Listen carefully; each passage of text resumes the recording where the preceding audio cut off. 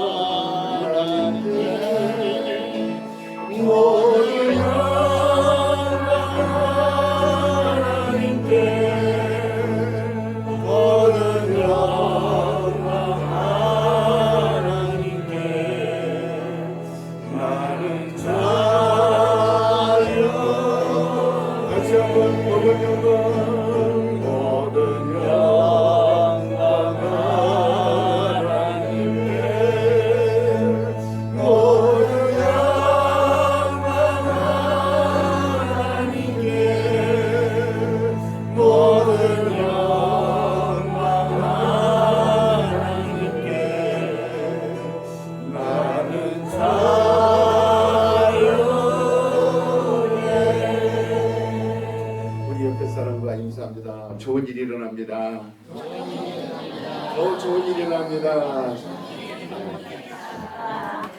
오늘 성가대가 번쩍번쩍 빛납니다.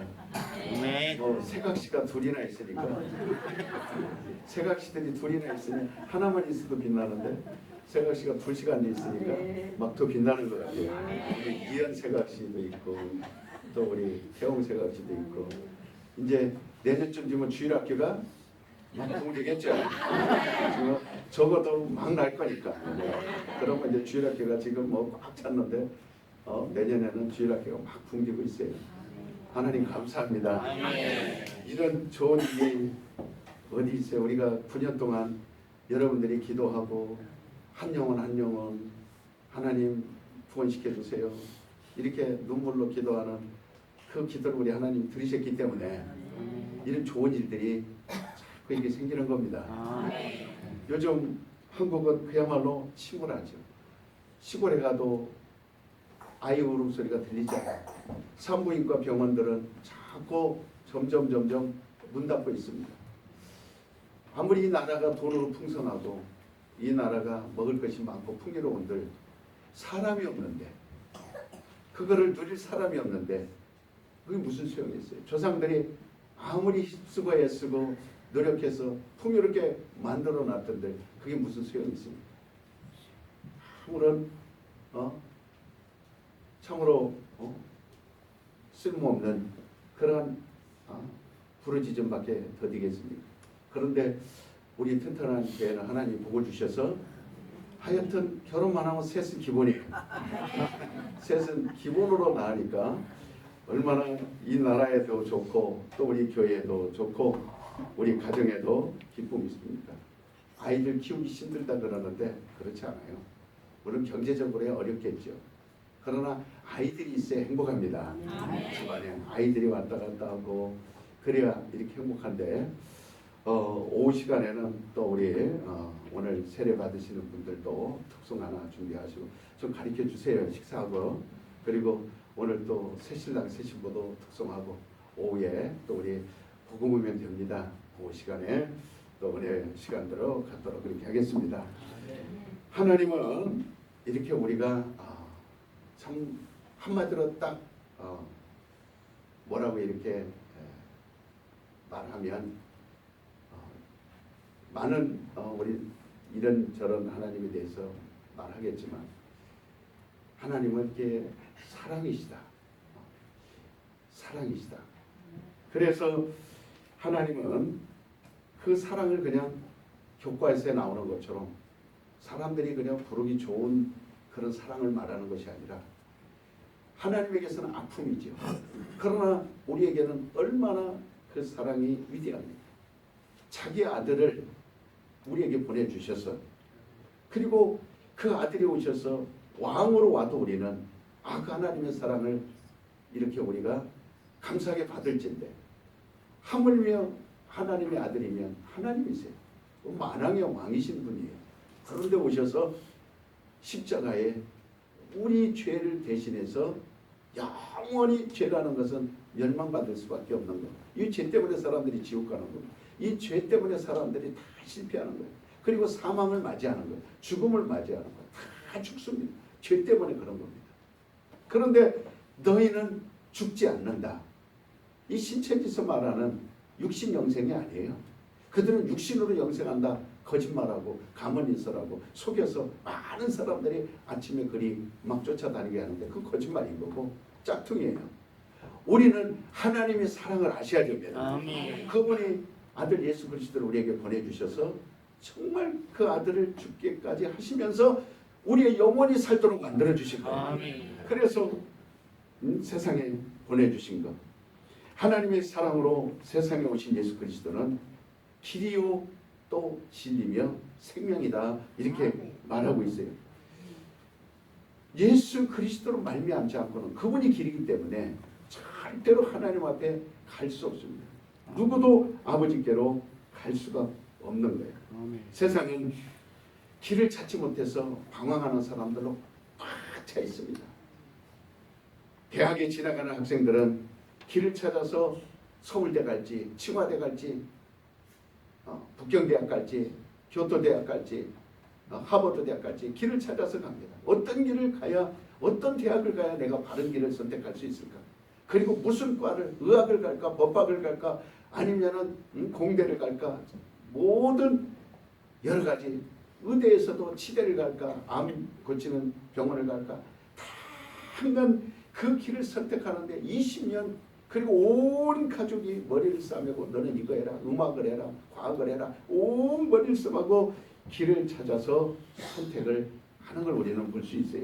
어떤 학생은 의사가 되는 길을 선택하고, 혹은 법관이 되는 길을 선택하고, 그러나 길을 찾지만은 그 길이 활짝 열리거나 그렇지 않습니다. 결국 많은 학생들이 좌절을 맛보고 방황하고, 그래서 한국의 젊은 20대에게 물어보면 3명 중에 2명은 해외로 떠나고 싶은 그런 마음을 가지고 있습니다. 도무지 이 나라에서는 길이 없습니다. 정치인을 봐도 길이 없고, 대통령을 봐도 길이 없고, 교인들을 찾아가 봐도 길이 없습니다. 그래서 떠나고 싶습니다. 방황하는 사람들로 가득 차 있어요. 사람들은 이 땅에서 각자의 길을 가고 있습니다. 그 길은 셀 수도 없는 많은 길들입니다. 사업가는 재산은 또 부를 늘리는 길을 가고, 교육자는 가르치는 일을 길 삼아서 열심히 그 길을 달려가고, 정치가는 자아 실현을 위해서 정치바당에서 힘써서 사람을 만나고, 그리고 의견을 내놓고 정치를 해나갑니다. 심지어 자기의 나라에서 길을 찾지 못해서 머나먼 외국으로, 오늘 또 공항에 나가면 유럽으로, 중국으로 이민을 가는 사람들이 많습니다. 우리도 그 중국이 세계에서 2번째로 큰 나라입니다. 그리고 인구도 제일 많은 나라예요. 제가 중국에 가서 봤지만 과일도 종류가 제일 많은 나라예요. 중국에 가봤지만 짜차이부터 시작해갖고 없는 음식이 없어요. 곰발바닥, 제비발바닥, 뭐 없는 게 없어요. 시키면 다 나오는 게 중국이에요. 그런데 우리가 왜 중국을 떠나 여기 왔습니까? 아무리 그곳에라도 길이 없기 때문에 온 겁니다. 또 이곳에 와서 안산에, 대림에, 부천에, 광명에 자리 잡았지만 또 역시 길을 찾지 못해서 또 이리저리 오늘은 부산에 갔다, 오늘은 광주로 갔다가 하는 사람들도 많이 있습니다. 그러나 여러분은 튼튼한 교회에 오셔서 길을 찾으신 겁니다. 바로 예수님을 만난 겁니다. 그러니까 이 세월이 지날수록 자기가 걸어온 길에 만족이 있어 보세요. 그러면 왜 길이 없겠습니까? 만족함이 없고 늘 후유만 있고, 지나온 세월을 보면 한숨만 나고 쾌함이 가득합니다. 지나온 길을 되돌아보면 상처투성이고, 가야 할 길은 굽이굽이 많고, 내를 건너야 되고 산을 건너야 될 험한 길만 보이고, 그래서 자기의 길이 완성을 기대했던 자들은 인생의 무상함을 헌탄하고, 인생 무상 세워라 내오라 그래 유행가만 부릅니다. 한심한 노래를 노래방에 가서 돈 주고 부릅니다.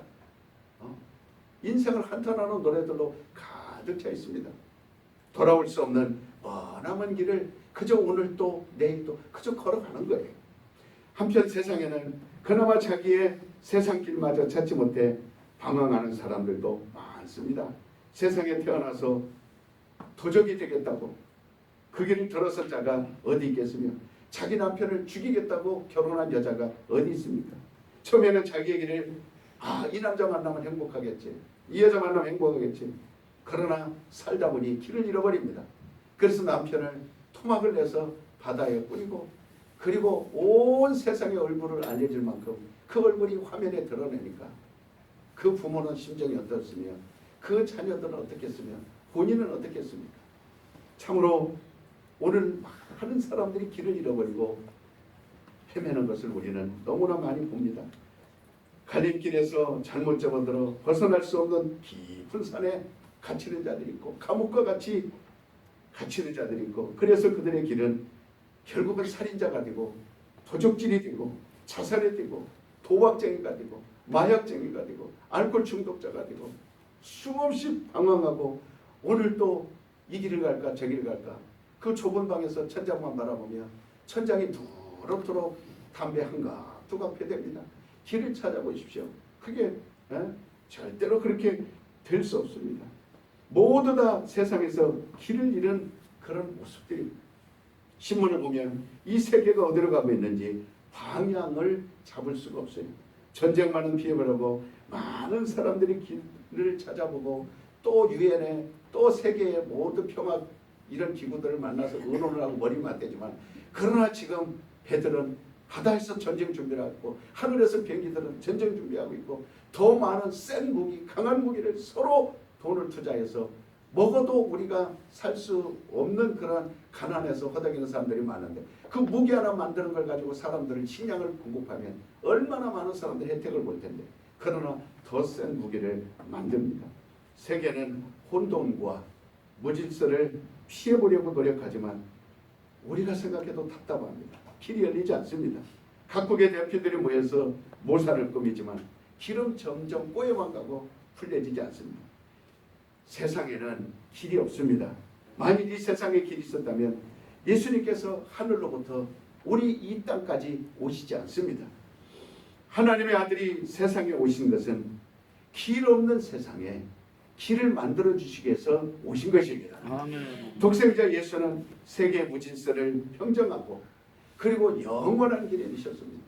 사람들이 누구나 다 사망의 그늘에 앉아 슬피 울며 언제 죽을까 두려워하며 죽지 않으려고 몸부림치지만 해결한 인류는 없었습니다. 한 사람도 그 문제를 고민해봤지만 의학적으로 과학적으로 머리를 맞대고 모든 사람들이 고민을 해봤지만 어떤 종교도 어떤 사상도 해결하지 못했지만 예수님은 오셔서 그 문제를 해결해 주셨습니다. 아멘. 나를 믿는 자는 죽지 아니하리라. 아멘. 살아서 믿는 자는 영원히 살리라. 아멘. 이렇게 확실하게 우리 인류에게 소망을 주신 분은 하나님의 아들밖에 없습니다. 아멘. 예수님밖에 없습니다. 아멘. 그러니까 인생의 마지막은 죽음입니다. 사람의 만갈래 길은 모두 죽음에서 만납니다. 천갈래 만갈래 길이 있지만 다 끝은 죽음에서 맞닥뜨려지게 됩니다. 평생을 걸어온 길을 뒤에 남겨둔 채 인생은 누구나 죽음 속으로 사라져갑니다. 한 줌의 채로 사라져갑니다. 신의 섭리를 따라 이 펼쳐질 죽음의 건너편의 길을 알지 못하고 마치 강물이 바다에 합류하듯 죽음 저편의 세계로 흘러 들어갑니다. 길 안내자가 없는 인생의 마지막 길, 그 떠나는 것은 막연한 겁니다. 마치 망망대해에 돛도 없고 탑도 없고 나침판도 없이 출렁출렁 떠나가다가 마지막에 흘러떠내려가는 그 배와 같이 그렇게 인생은 죽음에 향해서 맞닥뜨려 가는 거예요. 하나님 우리에게 그런 인생들에게 영원한 길을 허락해 주셨어요. 만약에 제가 60이지만 감사하고 눈물을 흘리며 사는 것은 내가 지금 예수를 만나지 못하면, 내가 예수를 만나지 못했다면 지금 내가 이곳에 서 있을 수 있었을까? 내가 과연 여기까지 올 수 있었을까? 뒤를 돌아다보면 그렇게 생각이 들 때가 많습니다. 아마 지금까지도 길을 찾지 못해서 방황했을 뿐일 겁니다. 나의 젊은 날이 이렇게 핥히고 저렇게 핥히고 이리 쓰라리고 저리 찢겨지고 가장 가련한 사람 중에 하나가 되지 않았습니다. 나처럼 가련한 인생이 또 있었을까? 불쌍한 인생이 또 있었을까? 그렇게 할 만큼 예수를 만났기 때문에 오늘날 말할 수 있는 겁니다. 길을 찾지 못해서 방황하는 사람, 우리는 보면은 그 사람에 대해서 안내자가 되어주고 싶은 그런 생각이 들 때가 있어요. 그러나 예수 그리스도께서 길이 되신 이것을 발견하는 순간부터 하나님은 나의 길을 인도해 주셨고, 핥히고 찔히고 상처 입은 그런 깊은 심령 속에 하나님은 안내자가 되어 주셨어요. 깜깜한 칠흑 같은 어둠 속에서 불빛이 되어 주시고, 정말 망망한 대에서 이제는 나침반이 되어 주셔서 이렇게 가라 저렇게 가라, 눈을 뜨는 순간부터 새벽에 오늘은 이 길로 가라 이렇게 가라. 얼마나 감사한지. 조그마한 것들까지도 세심하게 배려를 합니다. 제가 어제 새마을 근무에 은행에 갔다가 돈을 찾고 그다음 핸드폰을 거기다 놓고 나온 거예요. 그래서 한참 길을 가는데 문득 떠오르는 거예요. 전화도 안 된지도 몰라요. 또 문득 떠오르서 다시 새마을 은행에 가야 된다. 그래서 돈을 제가 찾지 못한 것을 또 가르쳐 주는 거예요. 그래서 다시 돈을 찾으러 새마을에 가서 거기를 이렇게 들여다보니까 내가 쓰던 전화가 거기 있는 거예요. 전화기가 거기 있어요. 얘 전화기가 여기 있지. 가만히 보니까 내 거예요. 그때 내가 깜짝 놀란 거예요. 하나님, 그 순간 사람이 와서 그걸 가져갔으면 물론 그건 없어질 수 있는 거예요. 이렇게까지 세심하게까지 하나님 나를 길로 인도해 주시는 거냐. 이렇게까지 짧은 순간이지만 길을 안내해 주시는 거예요. 그때 여러분 찾아오는 평온은 말할 수 없습니다. 물론 사람들의 생각에는 사람들이 안 들어올 수도 있고 그 시간에 별의별 생각으로 하겠지만 저는 그렇지 않아요. 항상 잠을 자나 눈을 떠나 먹으나 마시나 하나님이 내 길을 인도하신다. 오늘 또 하나님 내 길을 인도하신다. 그렇기 때문에 머리카락 하나라도 감사가 느껴져요. 어느 것 하나. 그러니까 때로는 하나님과 늘 임재했기 때문에 죽음에 대한 두려움도 사라지고 질병에 대한 사랑도 사라지고 경제 압박에 대한 두려움도 사라지고 모든 사람을 만나는 두려움도 사라지고 어디 가든지 자유롭고 기쁘고 평화롭고 안정되고 마음껏 노래 부를 수 있는 거예요. 누가 우리의 길을 인도해야 되겠습니까? 하나님밖에 없습니다. 그런데 우리는 예수 안에서도 여전히 자기 길을 찾지 못하고 있는 사람들이 있어요. 양이 목자의 고란을 떠나 사르를 헤매듯이 길을 찾아다니고 있습니다. 그래서 예수를 믿는 것이 시간을 뺏긴다거나 교회 가는 것이 원망스럽다거나 교회 가서 내가 지금까지 수십 년 믿어봤지만 얻어진 것이 없다거나 이런 식으로 회의가 찾아오고 믿어도 소용없더라. 믿음에 대한 유익에 대해서 낙심될 때가 있고 하나님께서 보내주신 우리 독생자 왠지 예수 그리스도에 대해서 행동을 제한하고 세상을 향한 그런 꿈들을 억제하게 시키고 이렇게 우리는 이 믿는 예수 안에 있으면서도 아직도 길을 찾지 못하고 헤매는 많은 사람들이 있는 걸 볼 수 있어요. 그러나 그것은 우리가 교회 가봐도 소용없다. 믿어봐도 소용없다. 이거는 여러분들이 오해입니다. 절대로 여러분들이 생각하는 것과 같이 믿어서 손해보는 거 없습니다. 하나님이 알려주시는 길을 가서 절대로 손해보는 일 없습니다. 망하는 일 없습니다. 우리가 믿음이 없기 때문에 망하는 것이고 예수를 못 만났기 때문에 안 되는 것입니다. 독생자 예수를 잘 알지 못한 결과에서 오는 것들이 예수께서 승천하실 기한이 되자 감람산으로 제자들을 부르셨습니다. 이미 제자들은 예수께서 십자가에 달려 죽으시던 날 예수를 따르던 길을 떠나서 각자의 길을 다 돌아간 경험들이 있습니다. 어떤 사람은 동네로 가서 다시 고기를 잡으러 가기도 하고 그 다음에 고향으로 돌아가는 사람도 있고 예수께서 세상을 떠나 하늘 보좌에 오르시면 아마 그들은 100%다 세상 길로 가버릴지 모릅니다. 예수께서는 그와 같은 제자들을 향하여 이렇게 말합니다. 예루살렘을 떠나지 말며 그리고 내게 들은 바 아버지의 그 약속하신 날을 기다리라. 사도행전 1장 4절 그렇게 말합니다. 성령이 오시면 성령이 너희의 길을 인도하실 것이다. 제자들은 그들의 스승이 곁에 있지 않는다면 아마 함께 모여서 웅성거릴 필요도 없고 두려워할 필요도 없고 그리고 불안을 느낄 필요도 없었을 겁니다. 그래서 스승이신 예수가 곁을 떠나가면 언제든지 떠나왔던 곳으로 돌아가는 거예요. 그 준비가 그들에게는 다 되어 있었습니다. 의사했던 자는 다시 병원으로 돌아가서 병자를 고치러 돌아가고 세무서에서 세금을 걷었던 그 세리는 다시 세무서에 들어가서 그 세금을 걷으러 돌아가고 고기 잡던 자들은 묶어두었던 그물을 다시 수선하고 배를 수선해서 갈릴리 바다에 띄워서 고기를 잡고 있었을 겁니다. 돌을 깎던 사람은 석수쟁이는 그대로 망치소리를 들고 다시 산속에 들어가서 돌을 깎았을 거예요. 왜냐하면 그곳이 그들이 예수가 없으면 돌아갈 세상이기 때문에. 그런데 예수께서는 제자들의 발걸음을 예루살렘에 잡아두셨습니다. 내가 너희에게서 떠나가더라도 제발 경거망동하지 말고 잠시만 예루살렘을 떠나지 말고 기다리라. 고기 잡으러 가지 말고 병원으로 돌아가지 말고 세무서로 돌아가지 말고 다시 고향으로 돌아가지 말고 제발 여기서 기다리고 있어라.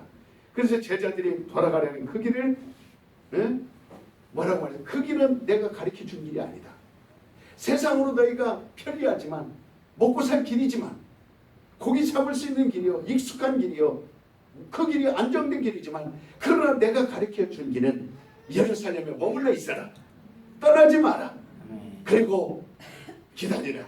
제자들은 곁을 떠나더라도 그들을 인도할 성령께서 임하시기까지 발길을 머물게 하려는 주님의 그 심정이 거기에 그대로 묻어 있어요. 그리고 제자들의 갈 길을 묶어 두신 겁니다.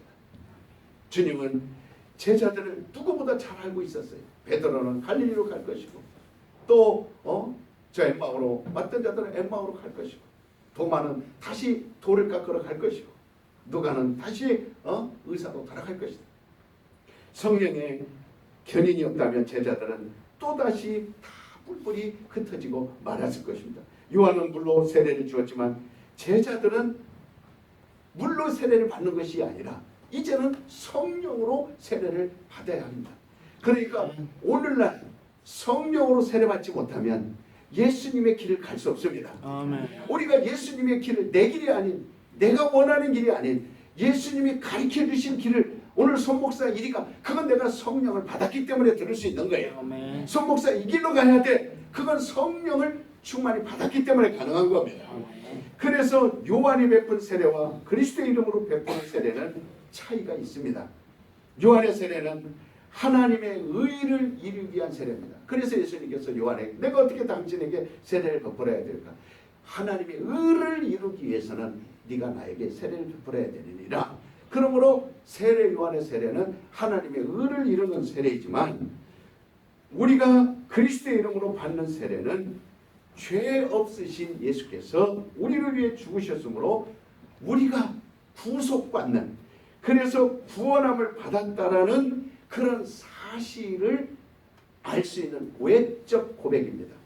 그래서 예수님이 물로 세례를 베푸는 것은 외적 고백이에요. 그래서 우리가 세례를 받는 건 외적으로 체험하는 거예요. 내가 구원받았다. 그것을 피부로 느끼는 겁니다. 내 머리에 물이 끼얹어질 때 내가 구원받았다. 이렇게 느끼는 것입니다. 외적 고백이에요. 외적 체험입니다. 요한의 세례는 지금까지도 요한의 세례가 있지 않습니다. 요한으로부터 세례가 끝났습니다. 요한이 베푼 세례는 지속성이라는 것이 없어요. 요한의 제자 중 누군가 요한의 세례를 베풀었다. 이런 말 성경에서 여러분 본 적 없지 않습니까? 우리는 성경에서 단 한 번도 요한의 제자들이 세례를 베풀었다. 그거를 찾아보지 못했습니다. 그러나 요한이 베푼 세례가 많은 이스라엘 사람들을 바로 하나님께 돌이키도록 의를 이루게 한 것은 바로 요한의 세례예요. 하나님의 의는 계속해서 세상 사람들 속에 이루어져 가야 됩니다. 죄인들 중에 이루어져야 되겠죠. 그래서 성령이 세상에 오셔서 요한의 세례를 대신해서 사람들 마음속에 하나님의 의를 이루도록 그래서 성령의 세례를 받아야 된다.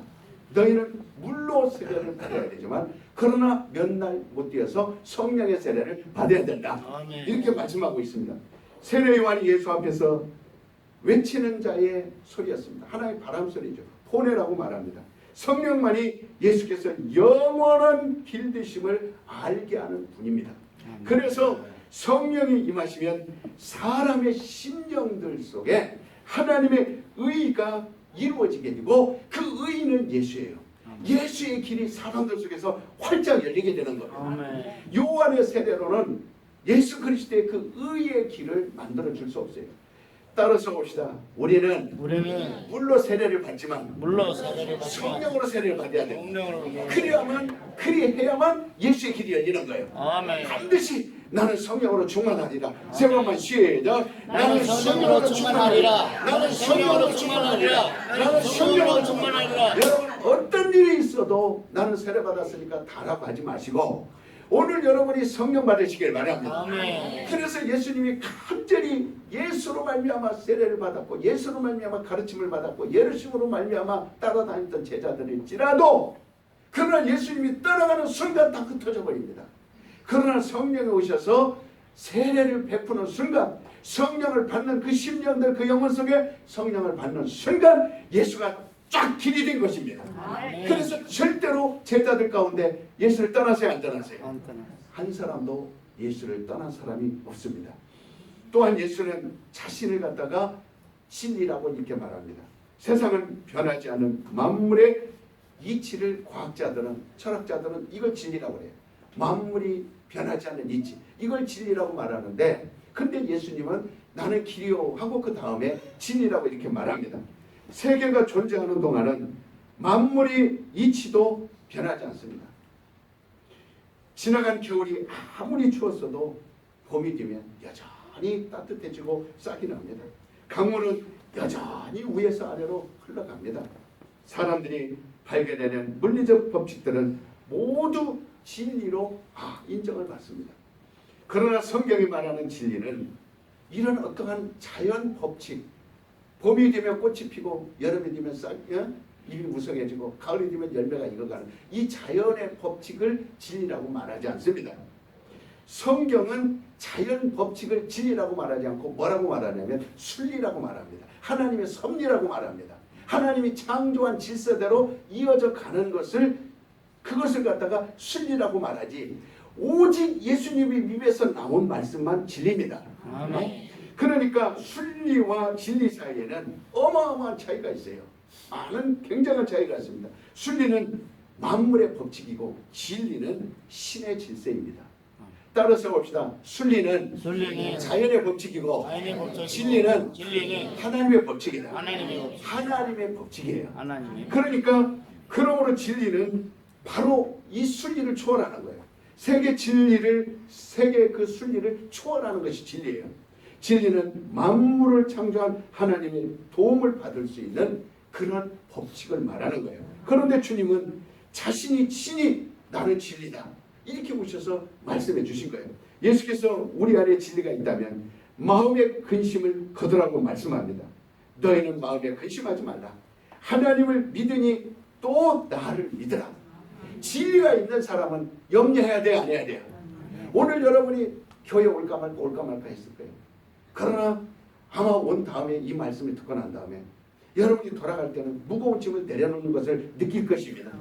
오늘 여러분들이 이 말씀을 듣고 하나님 말씀이 진리구나, 이 말씀을 내가 받음으로 근심이 사라지겠구나, 아멘하고 그대로 받아들이는 사람에게는 하나님 이 순간 여러분의 그 모든 무거운 짐을 맡아 주신다. 약속대로 이루어질 줄 믿습니다. 그러니까 하나님 아버지 집에는 거할 곳이 많도다.